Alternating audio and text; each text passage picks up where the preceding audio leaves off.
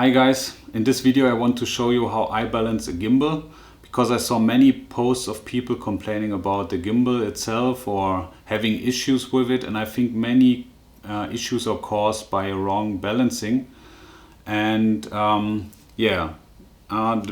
first, this is a balancing you should aim for. I think it can go even better, but I think it's 95% of what you should achieve. So most people think it's important that the camera is in balance in this axis, that the camera stays in this position, and that the camera is balanced in this axis. So, but what's more important, or the perfect balance, is when you can leave your hand off the camera in every position and the camera stays in this position. Most of the time you won't achieve a 100 perfect balance on every axis, so you have to find the best compromise on every axis, and sometimes you won't find the perfect balance on every axis. So by going step by step, you also have to rebalance the axis couple of times and go also back to an axis that you have already balanced before. So first of all, make sure your setup is ready to film and set up in the way you want to film. So for example, don't forget to insert your SD card, because this also causes a slightly off balance when you do that later. Make sure you remove the lens caps before you balance. Make sure to remove these things on the front of your camera, but you can also leave it on, so it it's sometimes the camera goes like this, and then you are happy when you have the lens cap on front, so you don't damage the lens and especially the front glass. So next thing, keep your setup compact and leave all accessories that you don't really need. So for example, Zhiyun has this mounting plate or this mounting base plate, and this is the original quick release system. I don't use this because I use the Manfrotto plate to be able to share between both gimbal, and I like the Manfrotto plate from the Moza Airmore, but this is the original Zhiyun Weebill quick release plate, and normally you put the mounting base on top and then the camera, but often you don't need this. You only need this when it's hard to describe. I will just remove this. So look at this. This is already in line here. So yeah, there's no clearance between the lens and the camera, but sometimes the lens goes down below the ground of the camera, and so you have to lift up the camera. And this is the only reason why you have this base plate for, to lift up the camera so that the lens doesn't touch the quick release plate. And as long as your lens is not going down your camera and you have clearance between the lens and the quick release, you don't need this.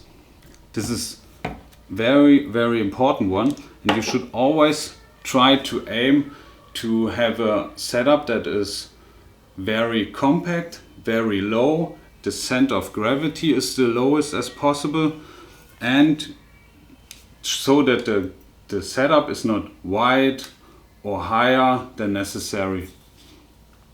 So I would just quickly adjust the axis, so we start from scratch, and I will show you how I balance my A7 III with the 24-105 on the Zhiyun Weebill. And this is already a very heavy setup. So this is, I think, one of the heaviest lenses Sony has, and one could think about using on a gimbal. And this one is 650 grams. I think only the 16-35 is also a very common lens for gimbal use. The G Master is 680 grams, so a slightly bit heavier, and it's already a very long lens. So I think this is the limit of what the Weebill can take. And we also move this, so all the excess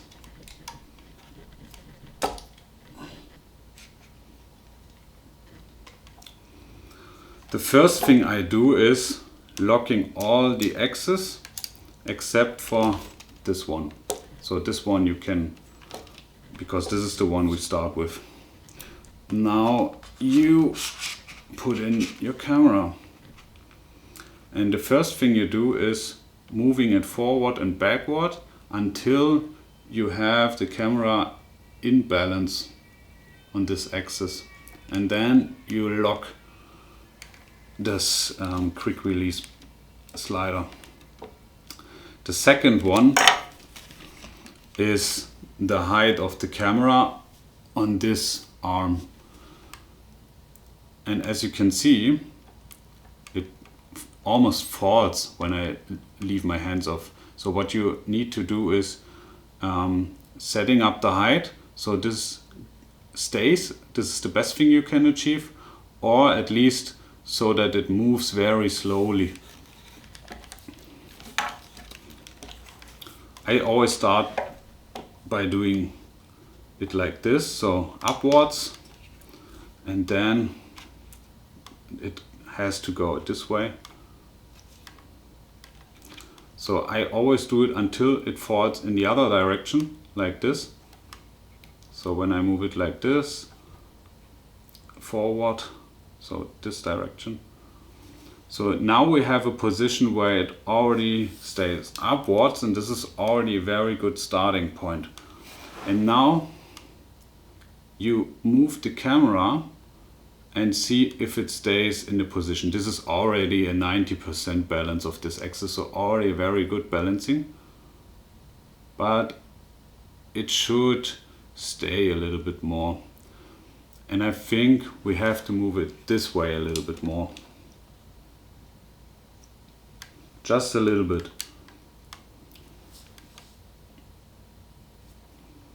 This was too much.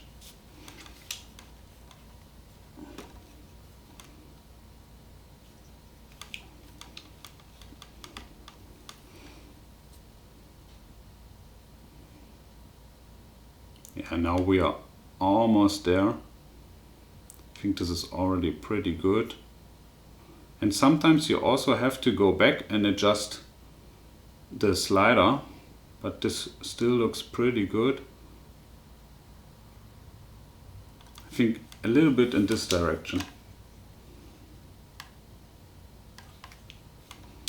Just a little bit. And you should be very patient, because the better you do the balancing, the more stabilized your footage is, and the easier it is for the gimbal to do very harsh movements or very extreme angles with the gimbal. So it's always good to invest time in balancing, especially when you don't plan to change your lenses often. So this is already a very good result. So you can see it stays in every position I leave it. So this is, I call it 95 to 100% balancing. Now you can lock this axis again, but you don't have to, it's already in balance. And then just remove this lock. And always be careful that the camera doesn't fall, so it doesn't take damage by touching the screw here, for example. So as you can see, it's way off the balance. It also falls on this axis very fast. And as you can see, it goes down in this direction, so you have to move it in this direction by releasing this screw on the front of the lens. And then I just push it slightly to the left until it stays balanced. I think this is almost the easiest axis to balance, but it's always easy to achieve 90 or 95%, but it's very hard to have a balancing between 95 to 100%. It's also very hard to find a balance where when you leave it, it stays. So this is very hard to achieve, having no rolling on the roll axis. I think it's already pretty good. Maybe a little bit to the left, just slightly.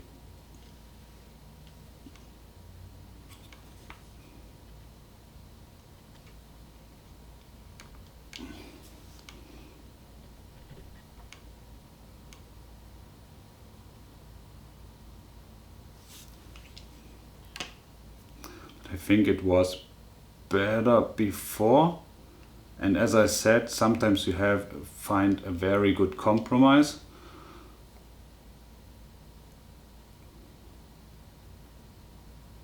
Yeah, I think this is the way I go. And now the last axis, and now you should keep all the other axes unlocked, and then the last one is this. And now you can move it around. And now what you want to achieve is that the camera and the gimbal arms are in line and the motor is centered here. So it's one line, both arms. It's almost there.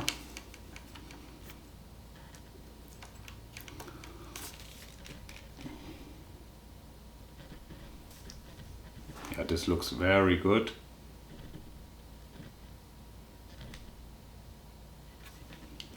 So now we are finished, and then I always go around and tighten all the screws so it doesn't move anymore, and then you're set to go.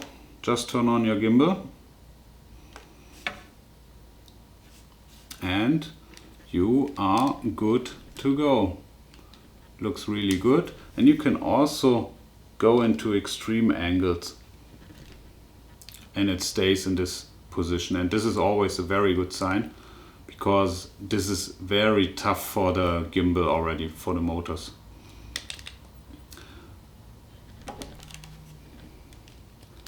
And I also recommend you, only because these gimbal have a capacity limit or payload limit of, I think this one is 3.2 kilograms, and we have something around, yeah, I think it's 1.4 kilogram, so it's way off the payload limit.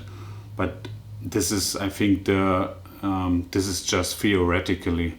So the 3 kilograms, I don't think you will achieve this, and you might achieve it so you can walk around like this, yeah, with a heavier lens and camera combo.